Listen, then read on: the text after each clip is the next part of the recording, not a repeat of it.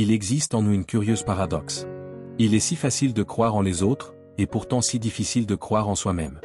Même lorsque tu connais ton potentiel, ton esprit trouve 1000 façons de te saboter. Il répète de vieilles histoires, ravive d'anciennes peurs et te convainc qu'il est plus sûr de douter que d'essayer. Pourtant, il existe quelque chose que ni la critique, ni le rejet, ni l'échec ne peuvent détruire, ta force intérieure. Une forteresse invisible et silencieuse, qui peut s'endormir, mais qui ne disparaît jamais. Le problème, c'est que la plupart des gens cherchent la confiance en regardant vers l'extérieur, dans les opinions des autres, dans les réussites visibles, dans l'approbation sociale. Mais la véritable confiance en soi ne naît pas de la validation extérieure. Elle naît de l'attitude. Elle commence lorsque tu fais davantage confiance à tes actions qu'à tes résultats. Quand tu décides d'agir, même avec la peur, quelque chose change. Ton esprit commence à comprendre que tu es capable, non pas parce que tout s'est parfaitement déroulé, mais parce que tu as eu le courage d'essayer. Les stoïciens appelaient cela la maîtrise intérieure. Ils savaient que la confiance n'est pas un don, mais un entraînement. Et que la véritable force apparaît lorsque tu comprends que ce n'est pas ce qui t'arrive qui compte, mais la manière dont tu y fais face. Aujourd'hui, je vais te montrer comment reconstruire cette confiance. Pas avec des phrases toutes faites, mais avec des pratiques stoïciennes simples et profondes, capables de restaurer ton pouvoir intérieur. Et si tu veux commencer dès maintenant, écris dans les commentaires, « Aujourd'hui, je choisis de croire en moi ».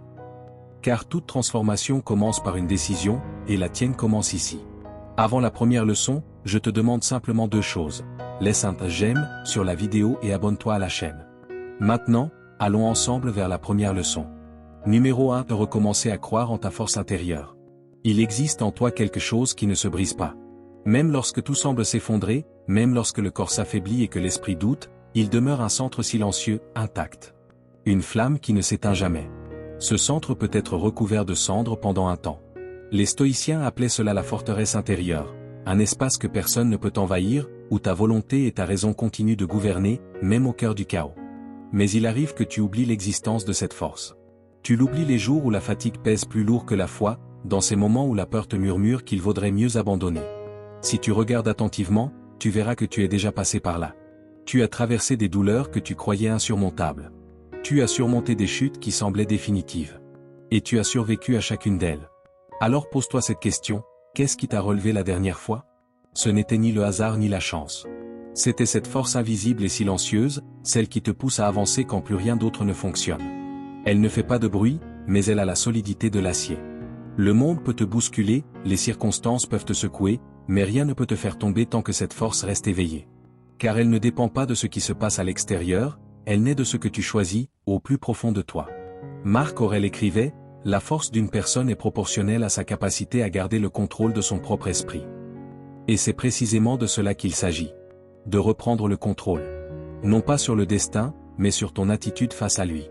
La véritable confiance ne consiste pas à crier « je peux », mais à regarder le chaos et à se dire en silence « j'ai déjà traversé pire, et je suis encore debout ». À chaque épreuve, cette forteresse grandit. À chaque douleur affrontée, elle se solidifie. Et si tu prends le temps d'écouter, tu comprendras une chose. Ce qui semblait être de la faiblesse n'était en réalité qu'un intervalle entre la force et la maîtrise. Écris ici, dans les commentaires, « Ma force est plus grande que ce qui m'arrive ». Car ta force intérieure n'est pas quelque chose que tu dois créer. C'est quelque chose que tu dois te rappeler. Elle a toujours été là, attendant le moment juste pour te reconstruire, de l'intérieur vers l'extérieur. Numéro 2. Oblige-toi à être présent. Nous vivons comme si le temps n'était qu'un seul moment continu. Mais ce n'est pas le cas. L'esprit court vers l'avenir, le cœur s'accroche au passé, et le présent se retrouve oublié en chemin. Pourtant, c'est uniquement ici, dans cet instant précis, que la vie se déroule réellement. Les stoïciens appelaient cela l'attention rationnelle, l'art d'être pleinement engagé dans chaque acte, comme si ce moment était le seul qui existait. Marc Aurèle nous a laissé l'une des phrases les plus poétiques de l'histoire de l'humanité. Concentre-toi sur chaque minute, comme un Romain, comme un homme, pour accomplir ce qui se présente à toi avec sérieux, précision, douceur, volonté et justice. Il ne parlait pas de perfection, mais de présence. Car un esprit absent est le berceau de presque toute souffrance. Combien de fois as-tu été physiquement présent quelque part, mais l'esprit ailleurs? Combien de fois ton corps était là, tandis que ta tête revivait des conversations passées, anticipait des scénarios qui n'arriveront peut-être jamais, ou tentait de contrôler ce qui ne peut pas l'être? Sans même t'en rendre compte, tu cesses alors de vivre l'instant présent, le seul temps qui existe réellement. Être présent demande du courage. Le courage de ralentir, d'observer ce que tu ressens, d'accepter ce qui est. Car le présent est toujours simple, mais l'esprit le complique. Il veut retourner vers ce qui est déjà passé ou se projeter vers ce qui n'est pas encore arrivé. Et dans cette oscillation naissent l'anxiété, l'épuisement et le vide intérieur. La présence, au contraire, est un acte de puissance. C'est dire, je suis ici, je ne fuis plus la vie. C'est l'esprit qui revient dans le corps qui revient à l'instant, et l'instant qui recommence à vibrer. Réfléchis à ceci, chaque fois que tu te donnes pleinement à un moment, à une conversation, à une respiration, à un coucher de soleil, le temps ralentit. Quand tu cesses d'être spectateur, tu redeviens acteur de la scène. Marc Aurèle disait aussi que l'homme qui vit en harmonie avec l'instant vit en harmonie avec l'univers. Et c'est là toute l'essence de la présence, n'est-ce pas?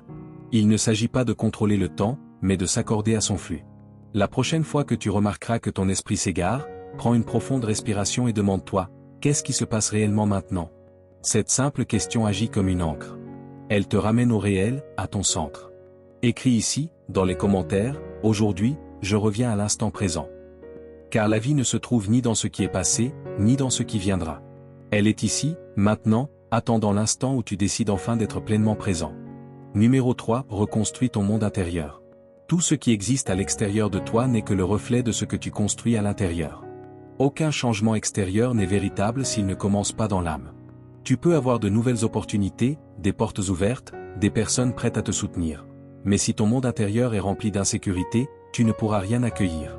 Tu verras une menace là où il y a une possibilité, de la peur là où il y a un chemin, et du doute là où se trouve une opportunité. L'esprit humain est un miroir, il reflète ce qu'il contient. Si ce miroir est embué, le monde paraît déformé. Mais lorsque tu le nettoies, lorsque tu organises tes pensées, guéris tes souvenirs et alignes tes intentions, la réalité change de forme sous tes yeux. Les stoïciens appelaient cela la maîtrise intérieure, l'art de gouverner ton propre monde avant d'essayer de réparer celui des autres. Car celui qui ne bâtit pas un refuge en lui-même vit à la merci de chaque tempête extérieure. Réfléchis-y. L'insécurité, la peur, la comparaison, tout cela sont des murs construits par l'esprit. Et ce qui t'entrave le plus n'est pas ce qui te manque, mais ce que tu continues à te répéter. Les vieilles pensées, les anciennes croyances et les schémas répétitifs forment un labyrinthe dans lequel tu tournes en rond, croyant être perdu, alors que tu as simplement oublié la sortie. Épictète disait, « Nul homme n'est libre tant qu'il ne se maîtrise pas lui-même. » Et cette liberté ne naît pas de la force, mais de la conscience. Elle apparaît lorsque tu réalises que tout ce qui t'emprisonne se passe dans ta propre tête, et que pourtant, tu en détiens la clé. Reconstruire ton monde intérieur, c'est changer le ton de la voix qui te parle. C'est remplacer le « je ne peux pas » par « j'apprends encore ». C'est rééduquer la voix de l'insécurité jusqu'à ce qu'elle ne soit plus qu'un personnage secondaire, et non le narrateur principal. C'est commencer à semer des pensées capables de soutenir la version de toi-même que tu veux devenir. Imagine ton esprit comme un jardin. Tu peux le laisser pousser au hasard, envahi par les mauvaises herbes de la peur, du doute et de la culpabilité. Ou tu peux le cultiver consciemment, en l'arrosant de présence, de patience et de discipline. Ce qui y fleurira dépend de ton choix. Plus tu nettoies le terrain à l'intérieur, plus la vie, à l'extérieur, commence à répondre. La loi est simple, le monde change lorsque tu changes ta manière de le regarder. Ta voix intérieure ne décrit pas la réalité, elle la façonne. Et plus tu développes de maîtrise intérieure pour la rééduquer, la questionner et la guider, plus ta vie se transforme. Reconstruire ton monde intérieur ne consiste pas à effacer le passé, mais à le transformer en sagesse. Ce n'est pas nier la douleur, mais créer quelque chose de beau à partir d'elle. C'est te rappeler chaque jour que le pouvoir de recommencer ne t'a jamais été retiré. Écris ici, dans les commentaires, « Mon monde change lorsque je change de l'intérieur. » Car au final, la véritable révolution est silencieuse. Elle se produit dans l'ombre, au cœur de l'esprit, jusqu'au jour où le monde entier se rend compte que tu as rené. Numéro 4. Oblige-toi à être discipliné. Aucun changement véritable ne se maintient sans discipline. Tu peux rêver, planifier, faire des listes, regarder des vidéos et chercher de l'inspiration, mais rien de tout cela ne remplace l'acte simple et exigeant de continuer, même lorsque l'envie disparaît. La discipline est le lien entre ce que tu es aujourd'hui et ce que tu peux devenir. C'est le terrain sur lequel les rêves cessent d'être de simples idées pour devenir une structure. D'ici un an, tes relations peuvent être différentes. Ton compte bancaire, ton corps, ton esprit peuvent changer. Mais seulement si tu as le courage d'agir lorsque personne ne te regarde. Car il est facile d'être motivé au début. Le plus difficile, c'est de persévérer dans les jours neutres, ceux où il ne se passe rien, ceux où l'esprit tente de te convaincre d'abandonner. Pourtant, ce sont précisément ces jours-là qui décident de ton avenir. Les stoïciens appelaient cela la force du logo, la capacité d'agir selon la raison, et non selon l'impulsion. Épictète disait, nul homme n'est libre s'il n'est pas maître de lui-même. Et c'est là l'essence même de la discipline. Elle n'est pas une rigidité, elle est une liberté. Car celui qui ne se domine pas vit esclave de ses propres oscillations émotionnelles. Imagine un archer au cœur d'une tempête. Il n'attend pas que le vent s'arrête pour tirer. Il s'entraîne jusqu'à ce que son geste reste stable, même dans le chaos. La discipline agit de la même manière sur l'esprit. Elle crée de la stabilité lorsque tout, autour de toi, cherche à te détourner. Tu n'as pas besoin d'avoir envie chaque jour. Tu as seulement besoin d'honorer ce que tu as dit que tu ferais. Et lorsque tu répètes cela suffisamment longtemps, l'effort devient une habitude, l'habitude devient un caractère, et le caractère devient un destin. Sénèque écrivait, « La vie est comme une pièce de théâtre, ce qui importe n'est pas sa durée, mais la qualité de l'interprétation. » La discipline est ce qui définit cette qualité. Elle façonne le personnage que tu es en train de devenir, scène après scène, choix après choix. Même si tu ne vois pas encore de résultat, continue. Même si le progrès te semble lent, continue. Même si personne ne comprend, continue. La discipline possède ce pouvoir silencieux de transformer l'invisible en inévitable. Il y aura des jours où ton esprit dira « Je ne peux pas ». Réponds-lui calmement « Peut-être pas encore, mais je continuerai jusqu'à pouvoir ». Voilà la voie de la maturité. C'est le son même de la reconstruction. C'est l'instant précis où tu cesses d'attendre des miracles et où tu commences à devenir le miracle toi-même. Écris ici, dans les commentaires, « Je choisis la discipline, même sans motivation ». Car la liberté que tu recherches ne commence pas lorsque tout devient facile. Elle commence le jour où tu décides d'être fidèle à ce qui doit être fait, même lorsque le monde entier tente de t'arrêter. Numéro 5. Utilise la gratitude. L'esprit qui se plaint ne s'en rend pas compte, mais il creuse sa propre tombe. Chaque plainte est un coup de pelle, chaque critique ajoute une nouvelle couche d'obscurité. Sans le réaliser, on finit par s'enterrer vivant sous le poids de ses propres paroles. Les stoïciens appelaient cela un désaccord avec la nature, un état où la pensée s'éloigne de la raison et commence à tourner uniquement autour de ce qui manque. Or, ce qui manque n'est que la moitié de la vérité. L'autre moitié, celle de ce qui existe déjà, est souvent oubliée. Ralph Waldo Emerson appelait cela la loi de la compensation. Tout ce que tu nourris à l'intérieur de toi revient amplifié. Non comme une punition ou une récompense, mais comme la conséquence naturelle de l'énergie mentale et morale que tu cultives. Celui qui parle de manque vit dans le manque. Celui qui s'accroche à l'absence répète l'absence. Mais celui qui choisit la gratitude change la vibration de son esprit. Et lorsque l'esprit change, la vie change avec lui. La gratitude n'est pas un déni de la douleur. C'est une manière de la traverser avec dignité. C'est regarder le chaos et se dire, il y a encore quelque chose ici qui mérite d'être reconnu. Même s'il ne s'agit que du simple fait de respirer. Elle ne te rend pas aveugle, elle te rend lucide. La gratitude redonne de la proportion à ce qui semblait insupportable. Elle détourne l'attention de ce qui te manque pour la ramener vers ce qui te soutient. C'est comme allumer une lumière dans une pièce sombre, rien ne change à l'extérieur, mais tu vois enfin où tu poses les pieds. L'insatisfaction, au contraire, est une prison aux barreaux invisibles. Tu commences par vouloir améliorer ce que tu as, et tu finis par oublier tout le chemin déjà parcouru. Ainsi, le cycle se répète. Plus tu te plains, plus la pièce s'assombrit. Marc Aurèle écrivait, « Au réveil, rappelle-toi le privilège que c'est d'être en vie, de voir, de penser, de ressentir et d'aimer. » Cette phrase n'est pas un poème, c'est un manuel de survie pour l'âme. Le simple acte de remercier réorganise la pensée et te rend la maîtrise de ton état intérieur. Avant que cette vidéo ne se termine, remercie silencieusement pour quelque chose, aussi petit et ordinaire que cela puisse paraître. Et si tu le peux, répète ce geste avant de t'endormir, au réveil, avant toute autre pensée. Car un esprit reconnaissant est comme une fenêtre ouverte. L'air recommence à circuler, la lumière revient. La gratitude est un entraînement de la présence. Et celui qui entraîne son regard à voir ce qu'il possède conquiert la force de chercher ce qu'il désire, sans se presser, sans se comparer, sans peur. Écris ici, dans les commentaires, « Je choisis d'être reconnaissant ». Car la vie répond au ton de ta conscience. Et lorsque la tienne vibre dans la gratitude, tout ce qui sommeille en toi commence, peu à peu, à fleurir. Numéro 6 est le courage de ne pas reculer. Le courage ne fait pas de bruit. C'est une décision silencieuse. C'est l'instant précis où tu sens la peur frapper à la porte et où, au lieu de lui ouvrir, tu fais un pas de plus dans la bonne direction. Il ne s'agit pas de se sentir invincible. Il s'agit de ne pas te trahir lorsque le chemin se resserre. La peur essaie toujours de négocier ton retour en arrière. Elle te promet le confort, repousse les promesses, peint les pires scénarios. Le courage consiste à voir cette négociation et à rester sur le chemin. Un pas de plus. C'est ainsi que des ponts invisibles apparaissent sous tes pieds, des ponts qui ne se révèlent qu'à ceux qui continuent d'avancer. Les stoïciens ne fabriquent pas des géants par hasard. Sénèque rappelait que les difficultés renforcent l'esprit, tout comme l'effort renforce le corps.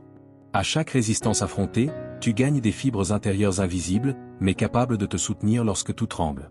Marc Aurèle insistait, ne laisse pas l'avenir te troubler, tu l'affronteras, si nécessaire, avec les mêmes armes de la raison qui te défendent aujourd'hui face au présent. Autrement dit, tu n'as pas besoin de garantie pour avancer. Tu as besoin de la même lucidité qui t'a déjà conduit jusqu'ici. Imagine un alpiniste de nuit. La montagne est la même, mais l'obscurité la déforme. Ce qui le fait avancer n'est pas l'absence de peur, mais la fidélité au prochain appui, un rocher solide, puis un autre, puis encore un autre. La vie fonctionne de la même manière. Lorsque tu maintiens le pas, le chemin se révèle. Il se dévoile à la mesure de ton courage. Pour ne pas reculer, pratique 3 gestes simples. D'abord, nomme la peur. Dis la vérité, j'ai peur d'échouer, de perdre, d'être jugé. La peur perd déjà la moitié de sa force lorsqu'elle est éclairée. Ensuite, choisis le prochain pas. 5 minutes d'action valent plus que 5 heures d'anticipation. Fais le minimum qui te permet de rester en mouvement. Enfin, honore les micro-promesses. Termine aujourd'hui ce que tu as commencé, même si c'est petit. Chaque promesse tenue renforce la confiance. Chaque promesse rompue enseigne le recul. Le courage, c'est la cohérence. C'est continuer à être celui que tu as choisi d'être, même lorsque le monde te pousse en arrière. Avec le temps, quelque chose change en toi. La peur parle encore, mais elle ne décide plus. Tu regardes derrière toi et tu vois un sentier de petits pas qui, ensemble, sont devenus une traversée. Écris ici, dans les commentaires, aujourd'hui, j'avance, je ne recule pas. Car la vie ne te demande pas de gagner d'un seul coup. Elle te demande de tenir. Et celui qui tient, arrive. Numéro 7. Affronte la douleur. La douleur est la maîtresse que personne ne souhaite, mais dont tout le monde a besoin. Elle arrive sans demander la permission, bouleverse les plans, brise le rythme et nous oblige à regarder à l'intérieur. Il n'existe aucun moyen d'y échapper. Et plus tu essaies de l'éviter, plus elle s'installe, silencieusement, dans les fissures de l'esprit. Sénèque disait, il vaut mieux vaincre la douleur que la tromper. Cela signifie l'affronter de face, sans déguisement, sans fuite, sans anesthésie émotionnelle. Car la douleur ignorée ne disparaît pas, elle change seulement de forme. Elle devient irritation, apathie, peur. Mais lorsque tu l'affrontes avec lucidité, elle se transforme en sagesse. La douleur a un rôle, révéler l'endroit précis où quelque chose en nous manque encore de structure. Ce n'est pas une punition, c'est un polissage. La souffrance est le feu qui purifie le métal de l'âme. Les stoïciens savaient que nous ne contrôlons pas ce qui nous arrive, mais que nous pouvons contrôler la manière dont nous traversons ce qui arrive. Et cette manière fait toute la différence entre se perdre et se renforcer. Pense à une blessure. Si tu la recouvres trop tôt, elle s'infecte. Mais si tu as le courage de la nettoyer, même si cela brûle, le corps guérit. L'âme fonctionne de la même façon. Elle a besoin d'exposition à la vérité, de contact avec la réalité et d'un espace pour cicatriser. Marc Aurèle écrivait, « L'obstacle à l'action fait avancer l'action. Ce qui fait obstacle au chemin devient le chemin. La douleur n'est pas la fin du parcours. C'est le passage le plus raide, celui qui te forge des muscles intérieurs que le confort ne pourra jamais te donner. Tu n'as pas besoin d'aimer la douleur, mais tu dois la respecter, car c'est elle qui rétablit la juste proportion et te rappelle l'essentiel. Lorsque tu acceptes ce rôle, quelque chose change. Ce qui était un poids devient un apprentissage. Ce qui était une blessure devient une force. La douleur est le pont entre celui que tu étais et celui que tu es en train de devenir.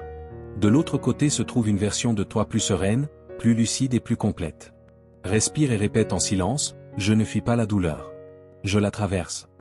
Car celui qui a le courage de ressentir a le courage de grandir. Et celui qui traverse la douleur avec conscience ne revient jamais le même. Il revient plus fort, plus calme, et finalement, libre. Numéro 8, organise ton esprit pour penser avec clarté. La désorganisation est une forme subtile d'autosabotage.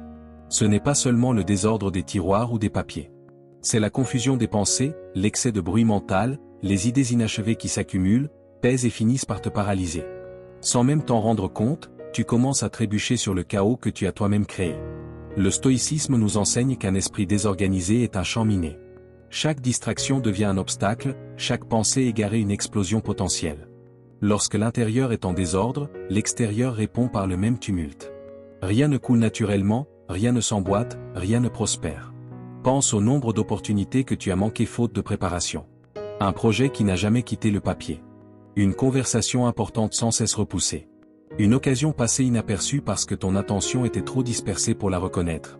La vie offre des chemins, mais seule la clarté permet de les voir. Marc Aurèle écrivait, « L'âme se teinte de la couleur de ses pensées. Si tes pensées vivent dans le désordre, ton âme se confond avec le bruit. Mais lorsque tu commences à les organiser, quelque chose de presque magique se produit. Le monde semble moins hostile.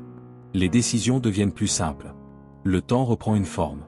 Organiser son esprit ne signifie pas vouloir tout contrôler. C'est décider ce qui mérite de l'espace.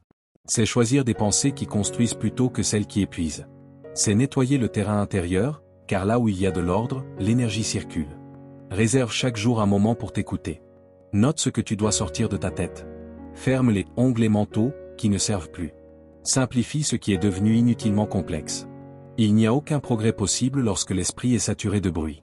Considère ton esprit comme un temple.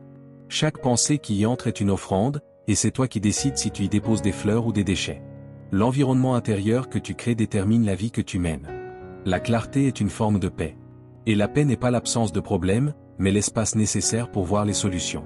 Ainsi, chaque fois que tu sens le chaos approcher, respire profondément et répète, « J'organise l'intérieur pour transformer l'extérieur. » Car la confusion coûte cher, elle vole l'énergie, la concentration et les opportunités. Mais un esprit organisé est un phare. Il éclaire ce qui compte. Et tout le reste cesse simplement de peser. Numéro 9. La magie des commencements. Tout changement commence dans un instant silencieux, à l'exact moment où tu décides de faire les choses autrement.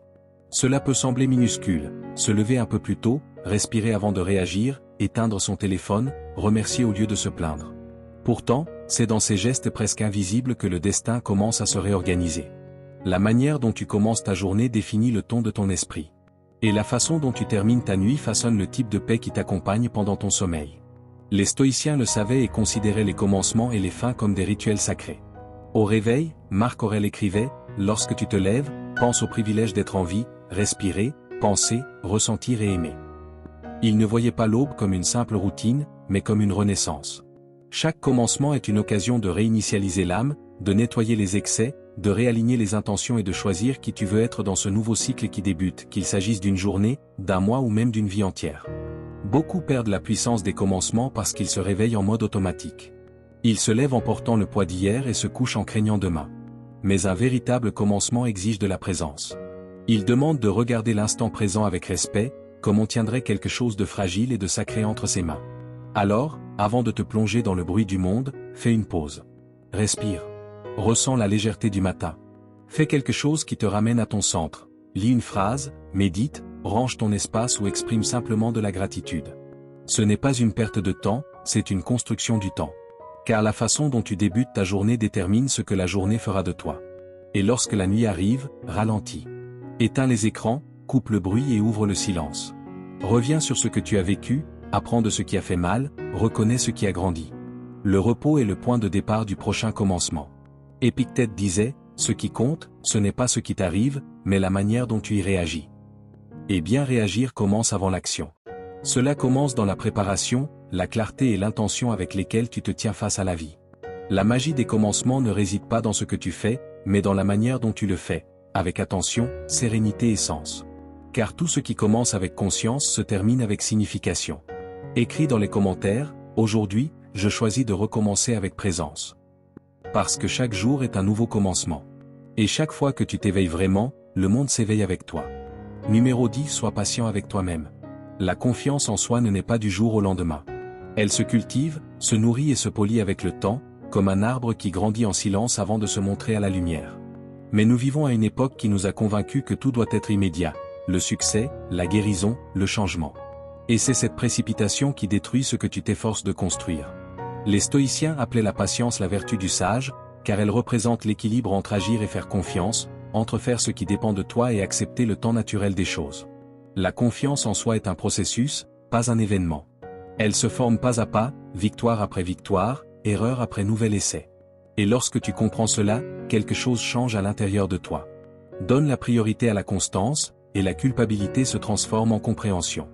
Marc Aurèle écrivait, « Ce qui croît lentement prend racine profondément. » Et c'est ainsi pour toi. Les transformations les plus véritables sont celles qui mûrissent en silence, loin des projecteurs, quand personne ne te regarde.